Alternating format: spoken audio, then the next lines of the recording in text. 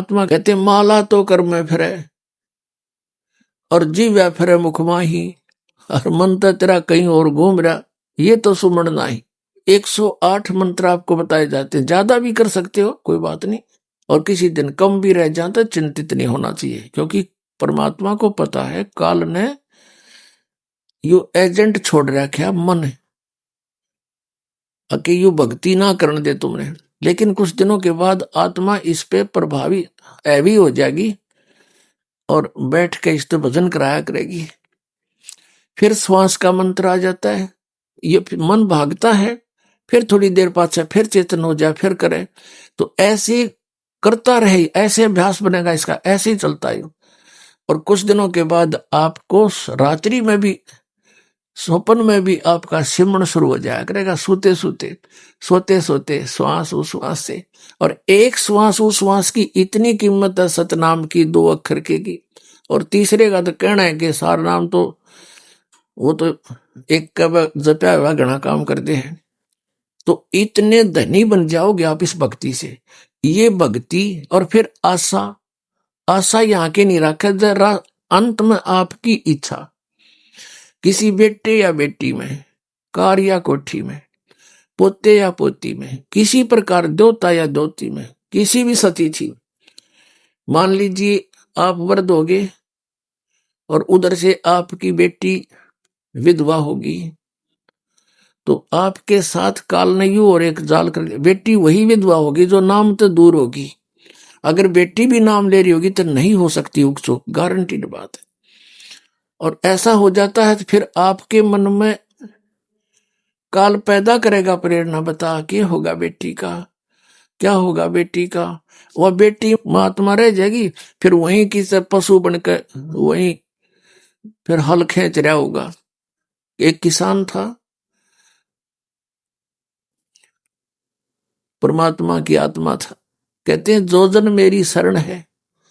पुणात्माओं आप समझोगे, क्योंकि बालक नहीं बुद्धिमान समाज है आज मानो। किसी का बालक बिगड़ जाए, बेटा या बेटी, उस माता पिता से पूछ कर देखो वो कितना दुखी रहता। सपने में भी उसको ये चिंता बनी रहती है कि किस प्रकार मेरा बच्चा फिर से लाइन पकड़ जाए, उसके लिए कितना दुखी होता है। और हम उस परम पिता के बच्चे, उसी के बेटा बेटी हम, और वो हमारे, हम कितने बिगड़ के यहाँ आगे इस काल का फंस गए। अभी हमारी रेल बना रहा है सबकी, ब्रांड मट्टी कर रखी यहाँ पर, ले लिए टिंडे हमने इसके साथ आकर के। लेकिन वो कहते हैं ना माता पिता बुरे नहीं हो सकते, बेटा बेटी वैसे 100 गलती करते हैं। अब उसी विधान से वो हमारा पीछे फिर रहा है। परमात्मा कहते हैं कि जो जन मेरी शरण है, एक बार भी किसी युग में ये भोली आत्मा मालिक से टच होगी, कभी उसके भेजे हुए दास से कभी उपदेश ले लिया, तो फिर वो रह भी गया यहाँ पर, फिर भी मालिक उसके पीछे पीछे फिरता, कभी इसने सद्बुद्धि आ जा, किसी प्रकार फिर से ये लाइन पकड़ दे।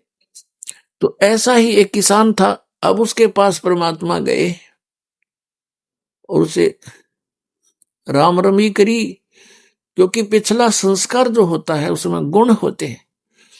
उस किसान ने कहा आओ महाराज, आओ बैठो, भोजन पाओ महाराज, दूध लाओ रे तेरे चाचा महाराज खातिर दूध लाओ। बहुत सेवा करी। अब परमात्मा ने कहा भक्त, कहा चौधरी साहब कुछ भक्ति भी करया करो। बोला जी भक्ति करा हम खूब। क्या करते हो? शिव जी भगवान का जल चढ़ा जा और श्याम जी की पूजा करते हैं, 8 ने पूड़े तार लिया, 2 ने खीर बना ले, और कभी कभी गंगा स्नान भी करके आते हैं। परमात्मा लगे उन्हें समझान, काफी देर तक सत्संग किया, समझाया। अब पुण्यात्मा थी काफी प्रेरित हुआ, महाराज बात तो सच्ची कहो तुम। कहा फिर उपदेश ले लो भाई। अकना अभी नहीं, अभी तो बालक छोटे छोटे हैं, इनको कुछ इनकी विवाह कर दूं और ये काम संभालने जोगे हो जा महाराज जी, फिर पक्का नाम ले लूंगा। परमात्मा चले गए, साधु रूप में थे। बालक भी विवाह कर दिया बच्चों का, वो सारा कारोबार भी संभाल रहे हैं और पोता पोती भी हो रहे हैं। तब परमात्मा गए, अक भाई भगत अब तो आजा मेरी शरण में।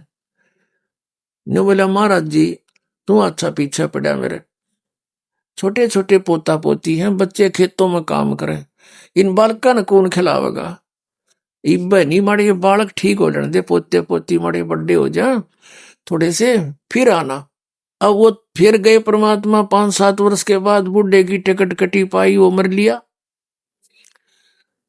अब क्या देखा कि वही व्यक्ति अपने ही घर में बैल बनकर आ रहा है और पुत्र उसने हल में जोड़ रहे। वहां पहुंचे परमात्मा। अब वो बच्चे जाने थे महाराज को कि आओ महाराज जी आगे। कहा गया भाई, बोला भाई डटिए, एक दो बात कर लो तेरे पिताजी ते। वो बच्चा बोला जी पिताजी की तो मृत्यु हो ली। बोला भाई, वो परमात्मा बोले मुझे मालूम है। अब उस बैल के पास गया, कान में कुछ मंत्र से बोले। वो उसने तो मंत्र लागे थे, परमात्मा उसकी भाषा में बोल रहा था। तो बैल ने अंदर से बोल तो वो नहीं सके था, अंदर की भाषा भी जानते हैं मालिक। अब उसने कहा, बाबा परमात्मा ने कहा रहा ईब तो आजा मेरी शरण में, तेरा यो शरीर छुटवा दूंगा यहीं पर और तुझे मनुष्य जन्म दिवा दूंगा। तेनों कह महाराज जी तू जा अपना काम करे। अब मेरी जगह पे कोई और बैल आ गया, काम ठीक ना करेगा तो मेरे बड़का का टोटा नहीं हो जाएगा। अब परमात्मा चले गए, भाई ठीक है। कुछ दिनों के बाद क्या हो गया कि वो बैल वाला शरीर भी छूटना ही था, कभी ना कभी मृत्यु होगी। फिर वो बन गया सर्प। अब सांप बनकर इसको याद आती है कि कुछ पैसे जब दबा रखे हैं मैंने, धन पहले जमीन में छुपा दिया करते, चोरी के डरते हैं। चांदी के सिक्के, सोने के जेवरात, आभूषण जमीन में दाब दिया करते। बूढ़ा मर जा बतान पावे को नहीं, फिर वो सर्प बनकर आया करे रह गए उड़ा हमारा सर्प आवे है। वो सर्प थारा है कि मैं लग गया होगा पिछला संस्कारी को, दाब रहा होगा 500-200 रुपये की तक गुण में उन्हें ढूंढता फिर। अब वो सर्प बनकर आ गया। वो जो ही सर्प बनकर घर में घुसा, बच्चा ने पता लग गया उसके मारे लठ। वो डंडे डंडे मारने लगे, इतने मोरी में निकल के और बाहर उसका जंगल सा था उसमें खिसक गया और वहां पड़ा पड़ा कर रहा है सांप। हाथे डंडे लाग रहे, उसकी सांकड़ी गई टूट। तो परमात्मा आए और वहां बैठ कर ने बोले, सुना भगती अब के सलाह तेरी। ने बोला जी ले लो शरण में। ने बोला वे शरण मत आया पर सांकड़ी तोड़वा का आया तो। अब परमात्मा कहते हैं जहां आसाता बासा हुई और मन कर्म वचन